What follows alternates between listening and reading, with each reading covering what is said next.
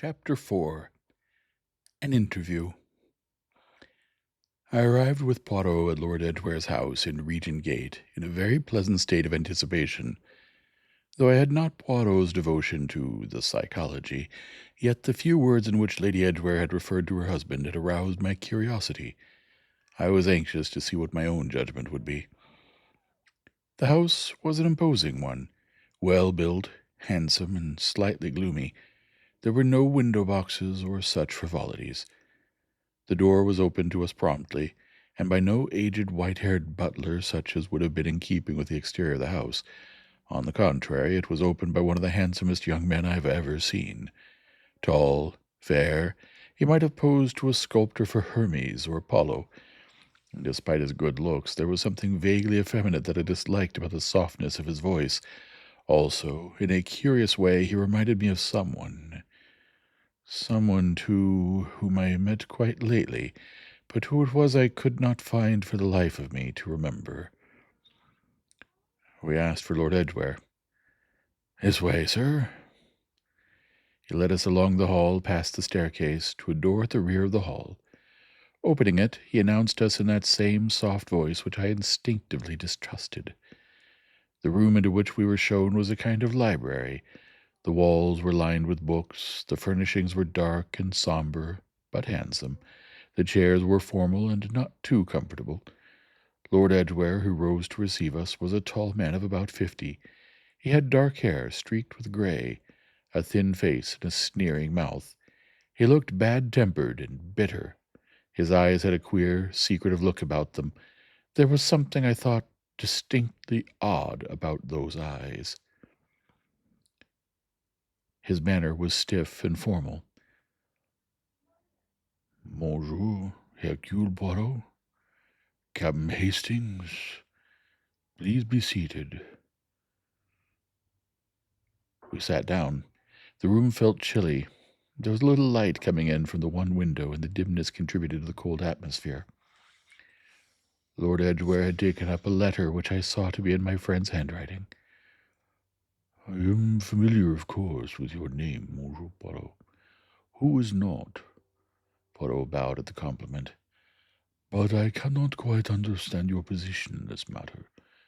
You say that you wish to see me on behalf of—" He paused. "My wife." He said the last two words in a peculiar way, as though it were an effort to get them out. "That is so," said my friend. "I understood that you were an investigator of crime, Monsieur Poirot. Of problems, Lord Edgware. There are problems of crime, certainly. There are other problems." "Indeed. And what may this one be?" The sneer in his words was palpable by now. Poirot took no notice of it. "I have the honor to approach you on behalf of Lady Edgware," he said. "Lady Edgware, as you may know, desires a divorce." "I am quite aware of that," said Lord Edgware coldly. "Her suggestion was that you and I should discuss the matter." "There is nothing to discuss." "You refuse, then?" "Refuse? Certainly not." Whatever else Poirot had expected, he had not expected this. It is seldom that I have seen my friend utterly taken aback, but I did on this occasion. His appearance was ludicrous. His mouth fell open, his hands flew out, his eyebrows rose. He looked like a cartoon in a comic paper. "Come?" he cried. "What is this? You do not refuse?" "I am at a loss to understand your astonishment, Monsieur Poirot." "Écoutez, you are willing to divorce your wife?" "Certainly I am willing. She knows that perfectly well. I wrote and told her so." "You wrote and told her so?" "Yes, 6 months ago." "But I do not understand. I do not understand at all." Lord Edgware said nothing. "I understood that you were opposed to the principle of divorce." "I do not see that my principles are your business, Monsieur Poirot." It is true that I did not divorce my first wife. My conscience would not allow me to do so. My second marriage, I will admit frankly, was a mistake. When my wife suggested a divorce, I refused point blank. 6 months ago, she wrote to me again, urging the point. I have an idea she wanted to marry again, some film actor or fellow of that kind. My views had, by that time, undergone modification. I wrote to her at Hollywood telling her so. Why she has sent you to me, I cannot imagine. I suppose it is a question of money. His lips sneered as he said the last words. Extremely curious, murmured Poirot. Extremely curious. There is something here I do not understand at all. As regards money, went on Lord Edgware, I have no intention of making any financial arrangement. My wife deserted me of her own accord. If she wishes to marry another man, I can set her free to do so. But there is no reason why she should receive a penny from me, and she will not do so.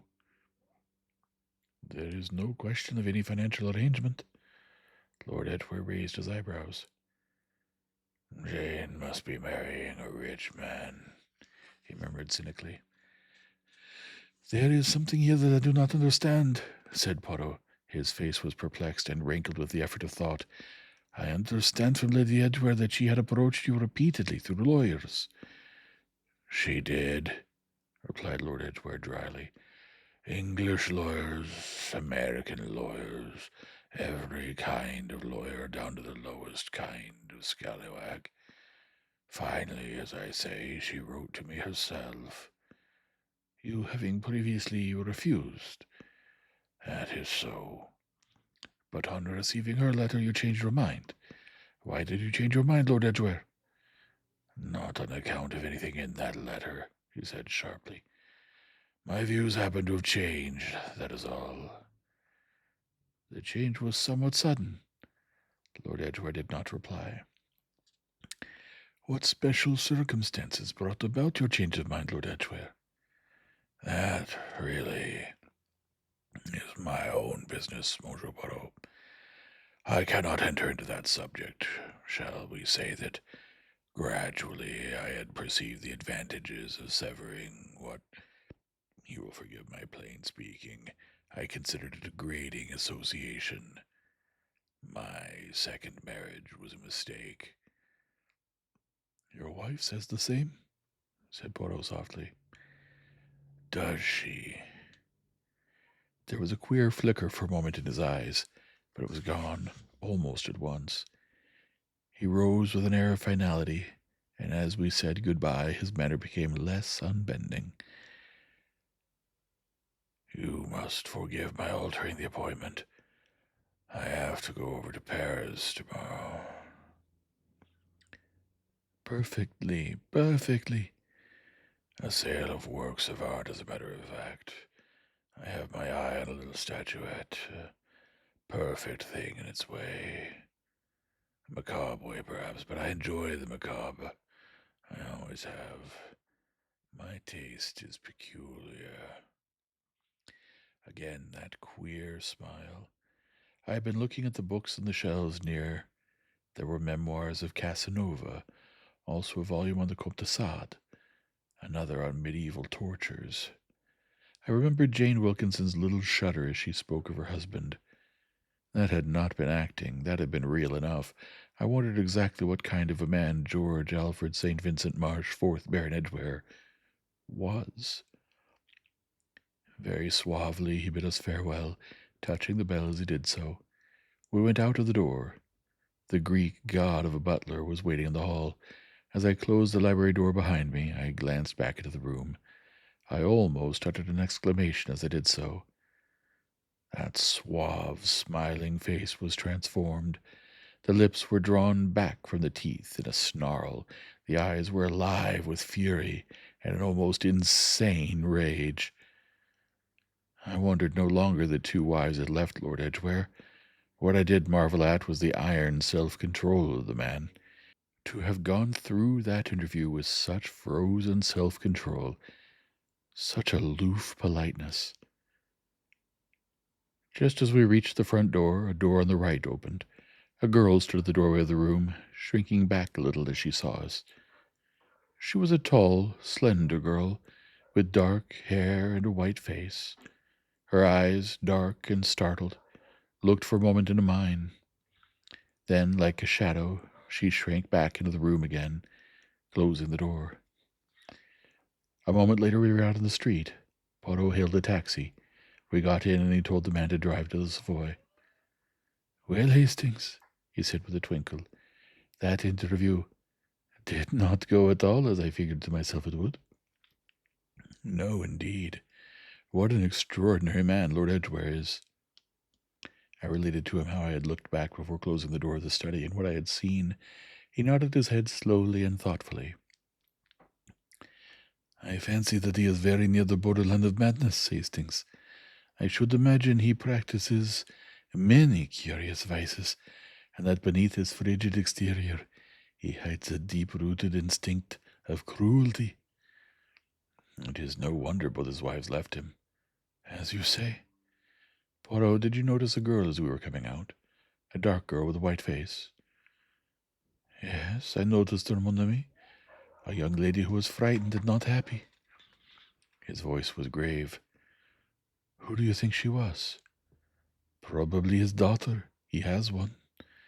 "She did look frightened," I said slowly. "That house must be a gloomy place for a young girl." "Yes, indeed." "Ah, here we are, mon ami, now to acquaint her ladyship with the good news." Jane was in, and after telephoning, the clerk informed us that we were to go up. A page boy took us to the door. It was opened by a neat middle-aged woman with glasses and primly arranged gray hair. From the bedroom, Jane's voice, with its husky note, called to her. "Is that Monsieur Poirot, Alice? Make him sit right down. I'll find a rag to put on, and be there in a moment." Jane Wilkinson's idea of a rag was a gossamer negligee which revealed more than it hid. She came in eagerly, saying, "Well?" Poirot rose and bowed over her hand. "Exactly the words, madame. It is well." "Why, how do you mean?" "Lord Edgware is perfectly willing to agree to a divorce." "What?" Either the stupefaction on her face was genuine, or else she was indeed a most marvelous actress. "Monsieur Poirot, you have managed it at once, like that. Why, you're a genius. How in mercy's name did you set about it?" "Madam, I cannot take compliments where they are not earned. 6 months ago your husband wrote to you withdrawing his opposition." "What's that you say? Wrote to me? Where?" "It was when you were at Hollywood, I understand." "I never got it. Must have gone astray, I suppose. And to think I've been thinking and planning and fretting and going nearly crazy all these months." "Lord Edgware seemed to be under the impression that you wished to marry an actor." "Naturally, that's what I told him." She gave a pleased child's smile, suddenly changed to a look of alarm. "Why, Monsieur Poirot, you didn't go and tell him about me and the Duke?" "No, no, reassure yourself I am discreet. That would not have done, eh?" "Well, you see, he's got a queer, mean nature. Marrying Merton, he'd feel, was perhaps a kind of leg up for me. So then naturally he'd queer the pitch. But a film actor is different. Though all the same, I'm surprised. Yes, I am. Aren't you surprised, Ellis?" I had noticed that the maid had come to and fro from the bedroom, tidying away various outdoor garments, which were lying flung over the backs of chairs. It had been my opinion that she had been listening to the conversation. Now it seemed that she was completely in Jane's confidence. "Yes, indeed, my lady. His lordship must have changed a good deal since we knew him," said the maid spitefully. "Yes, he must."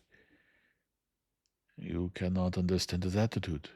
It puzzles you," suggested Poirot. "Oh, it does. But anyway, we didn't worry about that. What does it matter what made him change his mind, so long as he's changed it?" It may not interest you, but it interests me, madame. Jane paid no attention to him. The thing is that I'm free. At last. Not yet, madame. She looked at him impatiently. Well, going to be free? It's the same thing. Poirot looked as though he did not think it was. The Duke is in Paris, said Jane. I must cable him right away. My, won't his old mother be wild? Poirot rose. I am glad, madame, that all is turning out as you wish. Goodbye, Monsieur Poirot, and thanks awfully. I did nothing. You really brought me the good news, anyway, Monsieur Poirot, and I'm ever so grateful, I really am. And that is that, said Poirot to me, as we left the suite. The single idea herself. She has no speculation, no curiosity as to why that letter never reached her. You observe, Hastings, she is shrewd beyond belief in the business sense, but she has absolutely no intellect. Well, the good God cannot give everything. Except to Hercule Poirot, I said slyly. You mock yourself at me, my friend, he replied serenely. But come, let us walk along the embankment. I wish to arrange my ideas with order and method. I maintained a discreet silence until such time as the oracle should speak. That letter, he resumed when we were pacing along by the river, it intrigues me. There are 4 solutions of that problem, my friend. 4? Yes. First, it was lost in the post. That does happen, you know, but not very often. No, not very often. Incorrectly addressed, it would have been returned to Lord Edgware long before this. No, I'm inclined to rule out that solution, though of course it may be the true one. Solution 2. Our beautiful lady is lying when she says she never received it. That, of course, is quite possible. That charming lady is capable of telling any lie to her advantage with the most childlike candor. But I cannot see, Hastings, how it could be to her advantage. If she knows that he will divorce her, why send me to ask him to do so? It does not make sense. Solution 3. Lord Edgware is lying, and if anyone is lying, it seems more likely that it is he than his wife. But I do not see much point in such a lie. Why invent a fictitious letter sent 6 months ago? Why not simply agree to my proposition? No, I am inclined to think that he did send that letter, though what the motive was for his sudden change of attitude, I cannot guess. And so we come to the 4th solution. That someone suppressed that letter. And there, Hastings, we enter on a very interesting field of speculation, because that letter could have been suppressed at either end, in America or England. Whoever suppressed it was someone who did not want that marriage dissolved, Hastings. I would give a great deal to know what is behind this affair. There is something. I swear there is something. He paused and then added slowly, something of which as yet I have only been able to get a glimpse. End of chapter 4. Chapter 5. Murder. The following day was the 30th of June. It was just 9:30 when we were told that Inspector Yop was below and anxious to see us. It was some years since we had seen anything of the Scotland Yard inspector. Ah, c'est bon Yop, said Poirot. What does he want, I wonder? Help, I snapped. He's out of his depth over some case, and he's come to you. I had not the indulgence for Yop that Poirot had. It was not so much that I minded his picking Poirot's brains. After all, Poirot enjoyed the process. It was delicate flattery. What did annoy me was Yop's hypocritical pretense that he was doing nothing of the kind. I liked people to be straightforward. I said so, and Poirot laughed. You are the dog of the bulldog breed, Hastings? But you must remember that poor Yop, he has to save his face, so he makes his little pretense. It is very natural. I thought it merely foolish, and said so. Poirot did not agree. The outward form, it is a bagatelle, but it matters to people. It enables them to keep the amour propre. Personally, I thought a dash of inferiority complex would do Yop no harm, but there was no point in arguing the matter. Besides, I was anxious to learn what Yop had come about. He greeted us both heartily. Just gonna have breakfast, I see. Not got the hens to lay square eggs for you yet, Mojo Poirot? This was an allusion to a complaint from Poirot as to the varying sizes of eggs, which had offended his sense of symmetry.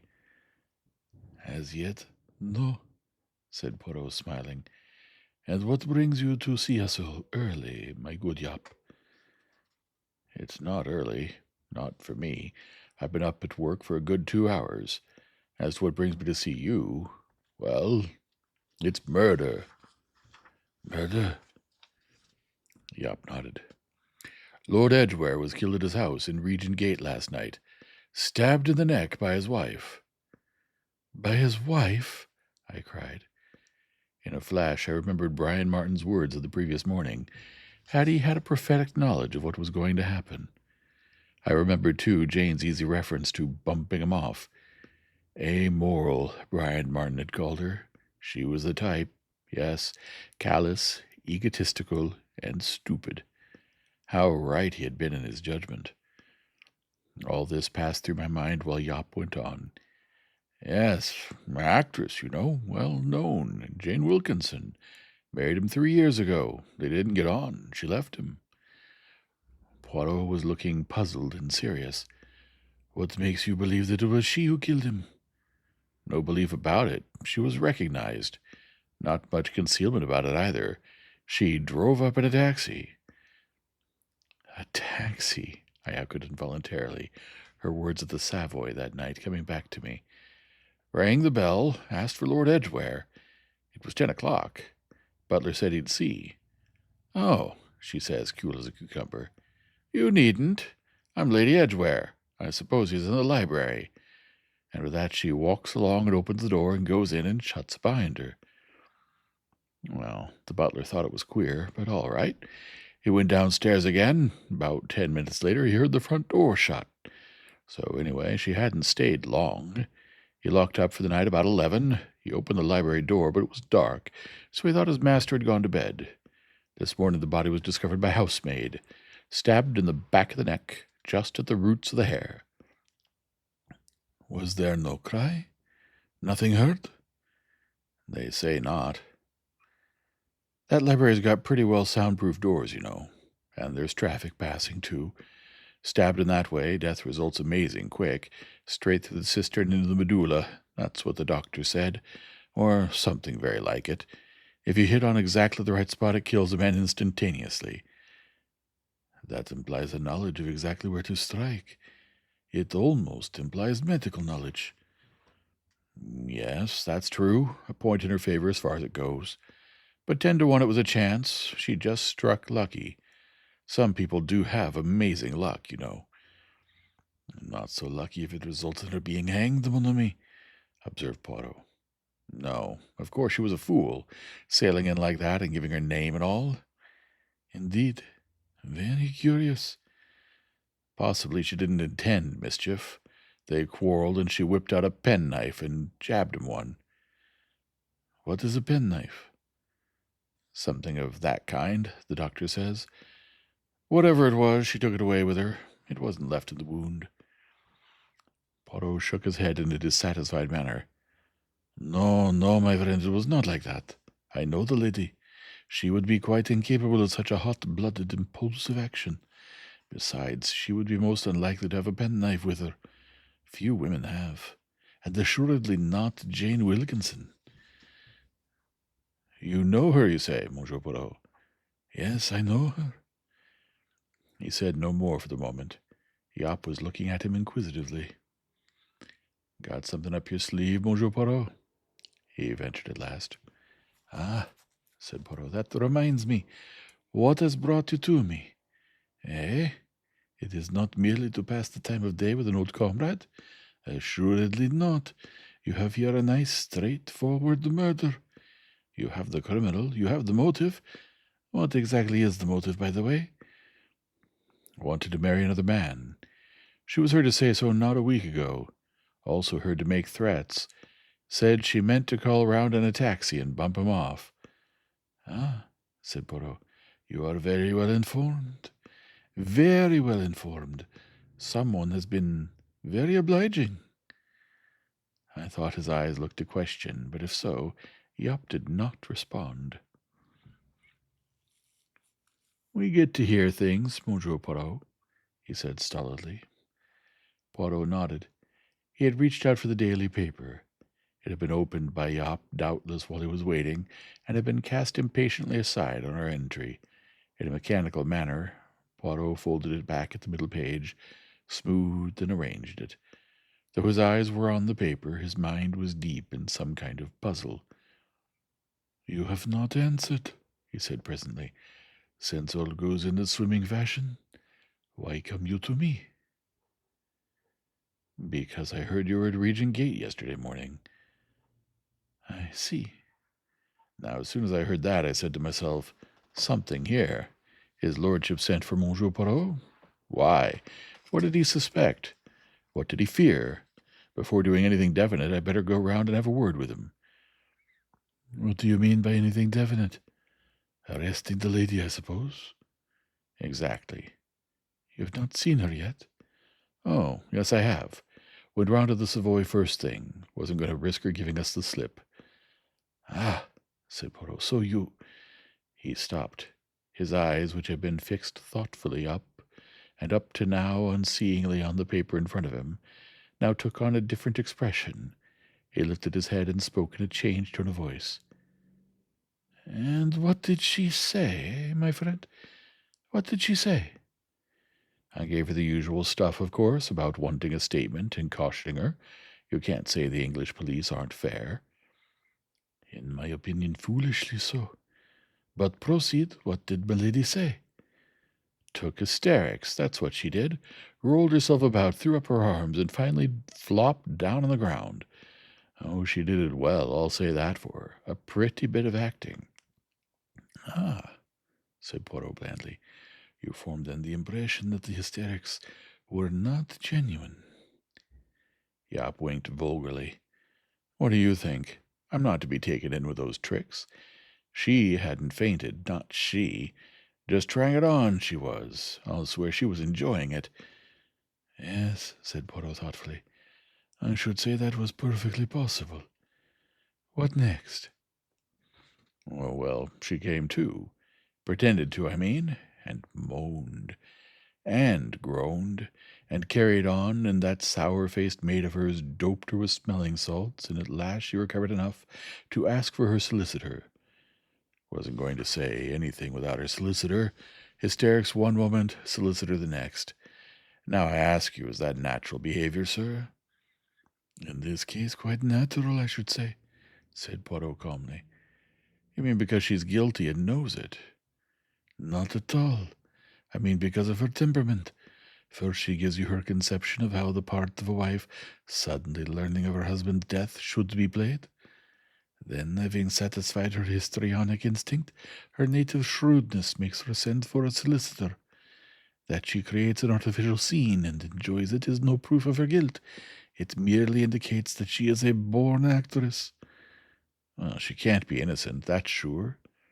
You are very positive, said Poirot. I suppose that it must be so. She made no statement, you say? No statement at all?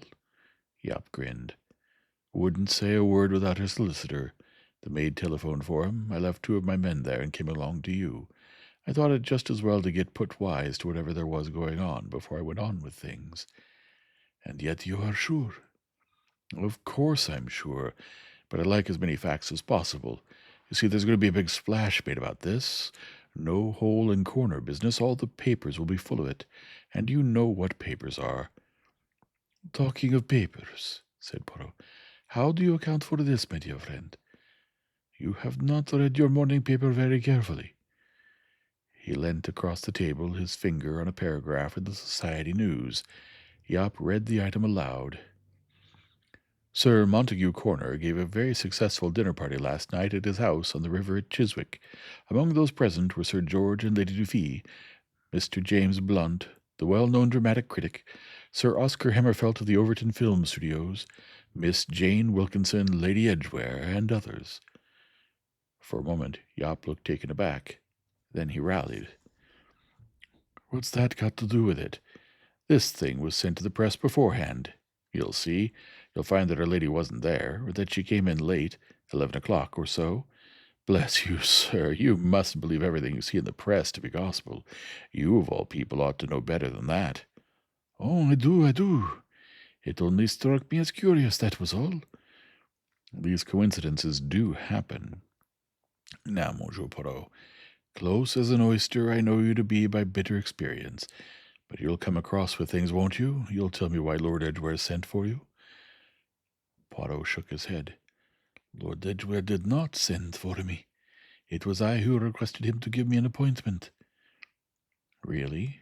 And for what reason?" Poirot hesitated a minute.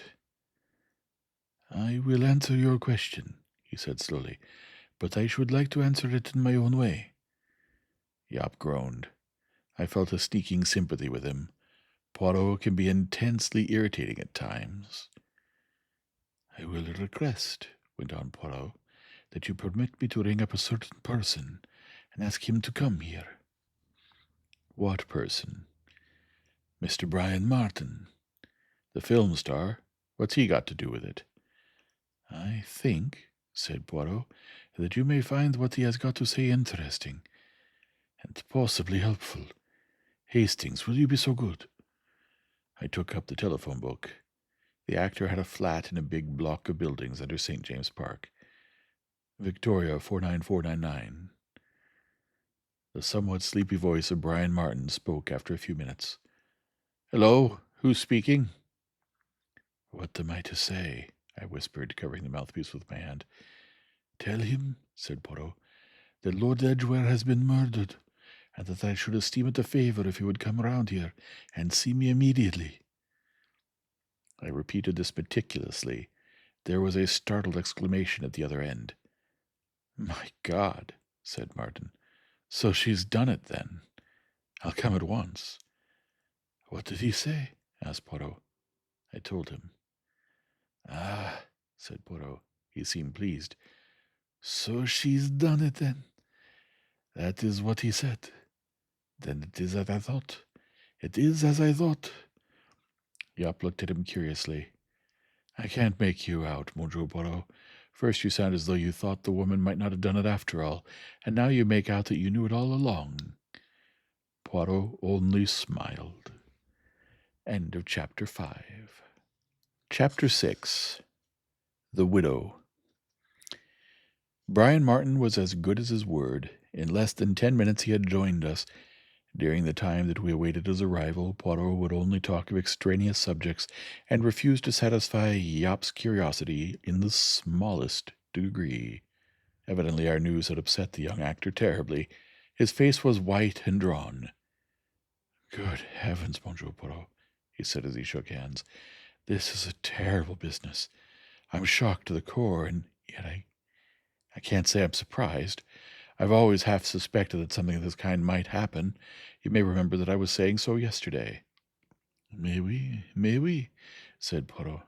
"I remember perfectly what you said to me yesterday. Let me introduce you to Inspector Yop, who is in charge of the case." Brian Martin shot a glance of reproach at Poirot. "I had no idea," he murmured. "You should have warned me." He nodded coldly to the inspector. He sat down, his lips pressed tightly together. "I don't see," he objected, "why you asked me to come round. All this has nothing to do with me." "I think it has," said Poirot gently. "In the case of murder, one must put one's private repugnances behind one." No, I've acted with Jane. I know her well. Dash it all, she's a friend of mine." "And yet, the moment that you hear Lord Edgware is murdered, you jump to the conclusion that it is she who has murdered him," remarked Poirot dryly. The actor started. "Do you mean to say—" his eyes seemed starting out of his head. Do you mean to say that I'm wrong, that she had nothing to do with it? Yop broke in. No, no, Mr. Martin, she did it right enough. The young man sank back again into his chair. For a moment, he murmured. Let's just try that sentence over. For a moment, he murmured, I thought I'd made the most ghastly mistake. In a matter of this kind, friendship must not be allowed to influence you, said Poirot decisively. That's all very well, but, my friend, do you seriously wish to range yourself on the side of a woman who was murdered? Murder, the most repugnant of human crimes. Brian Martin sighed. You don't understand. Jane is not an ordinary murderess. She has no sense of right or wrong. Honestly, she's not responsible. That'll be a question for the jury, said Yop. Come, said Poirot kindly. It is not as though you were accusing her. She is already accused. You cannot refuse to tell us what you know. You have a duty to society, young man. Brian Martin sighed. I suppose you're right, he said. What do you want me to tell you? Poirot looked at Yop. Have you ever heard Lady Edgware, or perhaps I'd better call her Miss Wilkinson, utter threats against her husband? Asked Yop. Yes, several times. What did she say? She said that if he didn't give her the freedom, she'd have to bump him off. And that was not a joke, eh? No, I think she meant it seriously. Once she said she'd take a taxi and go round and kill him. You heard that, Monsieur Poirot? He appealed pathetically to my friend. Poirot nodded. Yop went on with his questions. Now, Mr. Martin, we've been informed that she wanted her freedom in order to marry another man. Do you know who that man was? Brian nodded. Who? It was the Duke of Merton. The Duke of Merton? Whoo! The detective whistled. Flying at high game, eh? Why, he's said to be one of the richest men in England. Brian nodded more dejectedly than ever. I could not quite understand Poirot's attitude. He was lying back in his chair, his fingers pressed together, and the rhythmic motion of his head suggested the complete approval of a man who has put a chosen record on the gramophone and is enjoying the result. Wouldn't her husband divorce her? No, he refused absolutely. You know that for a fact? Yes. And now, said Poirot, suddenly taking part once more in the proceedings, you see where I come in, my good Yop. I was asked by Lady Edgware to see her husband and try and get him to agree to a divorce. I had an appointment for this morning. Brian Martin shook his head. It would have been of no use, he declared confidently. Edgware would never have agreed. You think not? Said Poirot, turning an amiable glance on him. Sure of it. Jane knew that in her heart of hearts. She'd no real confidence that you'd succeed. She'd given up hope. The man was a monomaniac on the subject of divorce. Poirot smiled. His eyes grew suddenly very green. You are wrong, my dear young man, he said gently. I saw Lord Edgware yesterday, and he agreed to a divorce. There was no doubt that Brian Martin was completely dumbfounded by this piece of news. He stared at Poirot with his eyes almost starting out of his head. You saw him yesterday? At 12:15, said Poirot in his methodical manner. And he agreed to a divorce? He agreed to a divorce. You should have told Jane at once, cried the young man reproachfully. I did, Monsieur Martin. You did? Cried Martin and Yop together. Poirot smiled. It impairs the motive a little, does it not? He murmured. And now, Monsieur Martin, let me call your attention to this. He showed him the newspaper paragraph. Brian read it, but without much interest. You mean this makes an alibi? He said. I suppose Edgware was shot sometime yesterday evening? He was stabbed, not shot, said Poirot. Martin laid the paper down slowly. I'm afraid this does no good, he said regretfully. Jane didn't go to that dinner. How do you know? I forget. Somebody told me. That is a pity, said Poirot thoughtfully. Yop looked at him curiously. I can't make you out, monsieur. Seems now as though you don't want the young woman to be guilty. No, no, my good Yop. I am not the partisan you think. But frankly, the case as you present it revolts the intelligence. What do you mean, revolts the intelligence? It doesn't revolt mine. I could see words trembling on Poirot's lips. He restrained them. Here is a young woman who wishes, you say, to get rid of her husband. That point I do not dispute. She told me so frankly, eh bien? How does she set about it? She repeats several times in a loud, clear voice, before witnesses, that she is thinking of killing him. She then goes out one evening, calls at his house, has herself announced, stabs him and goes away. What do you call that, my good friend? Has it even the common sense? It was a bit foolish, of course. Foolish? It is the imbecility. Well, said Yop, rising, it's all to the advantage of the police when criminals lose their heads. I must go back to the Savoy now. You permit that I accompany you? Yop made no demur, and we set out. Brian Martin took a reluctant leave of us. He seemed to be in a great state of nervous excitement. He begged earnestly that any further development might be reported to him.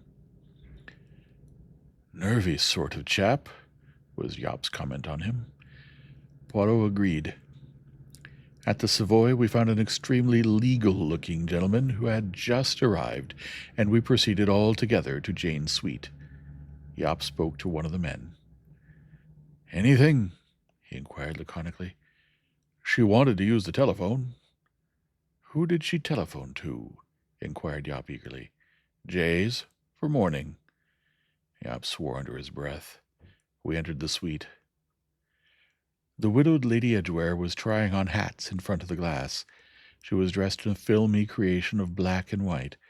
She greeted us with a dazzling smile. Why, Monsieur Poirot, how good of you to come along.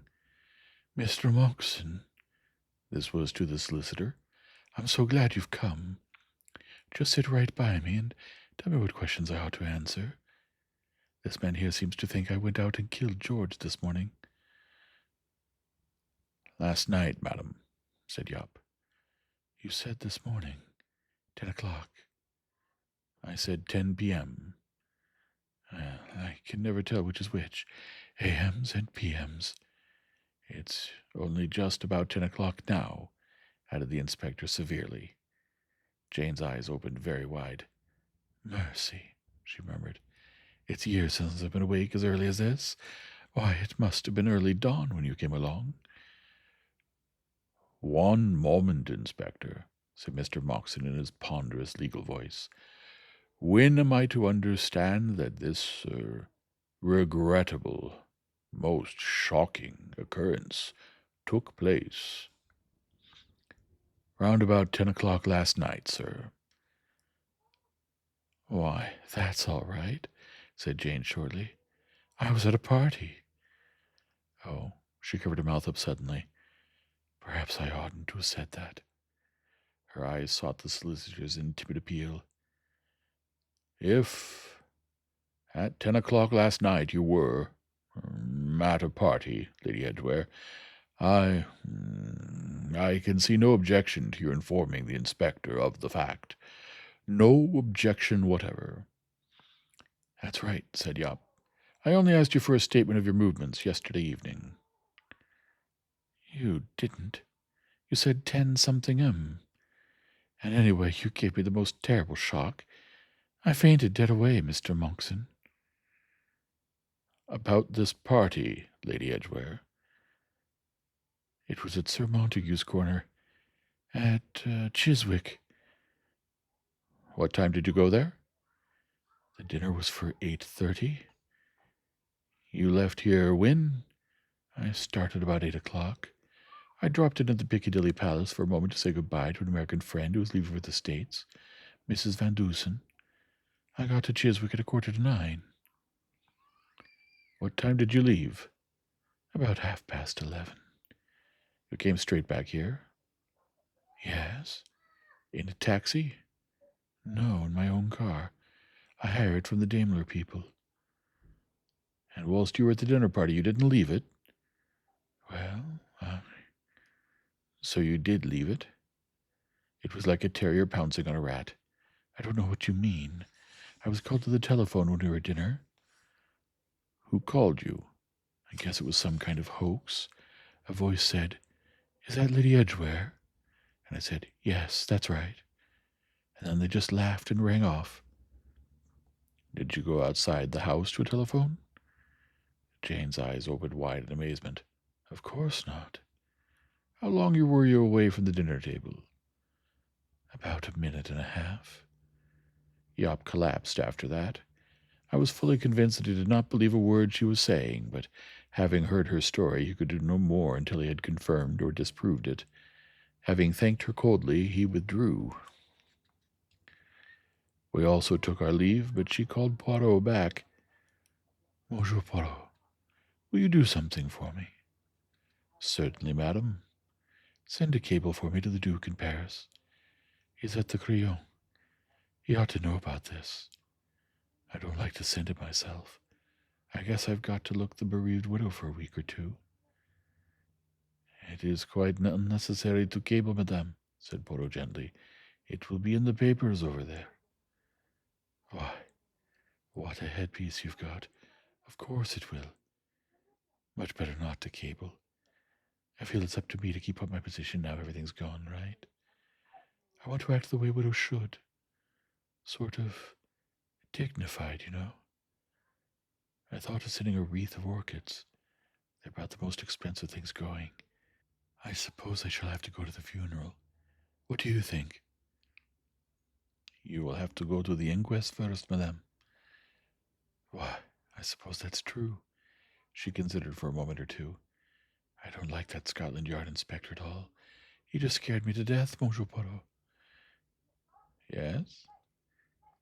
Seems it's kind of lucky I changed my mind and went to that party after all. Poirot had been going towards the door. Suddenly, at these words, he wheeled around. What is that you say, madame? You changed your mind? Yes, I meant to give it a miss. I had a frightful headache yesterday afternoon. Poirot swallowed once or twice. He seemed to have difficulty in speaking. Did you say so to anyone? He asked at last. Certainly I did. There was quite a crowd of us having tea, and they wanted me to go on to a cocktail party, and I said no. I said my head was aching fit to split, that I was going right home, and that I was going to cut the dinner too. And what made you change your mind, madame? Alice went on at me, said I couldn't afford to turn it down. Old Sir Montague pulls a lot of strings, you know, and he's a crotchety creature, takes offense easily. Well, I didn't care. What's a Mary Merton, I'm through with all this, but Alice is always on the cautious side. She said there's many a slip, etc., and after all, I guess she's right. Anyway, off I went. You owe Alice a debt of gratitude, madame, said Poirot seriously. I suppose I do. That inspector had got it all taped out, hadn't he? She laughed. Poirot did not, he said in a low voice. All the same, this gives one furiously to think, yes, furiously to think. Alice, called Jane. The maid came in from the next room.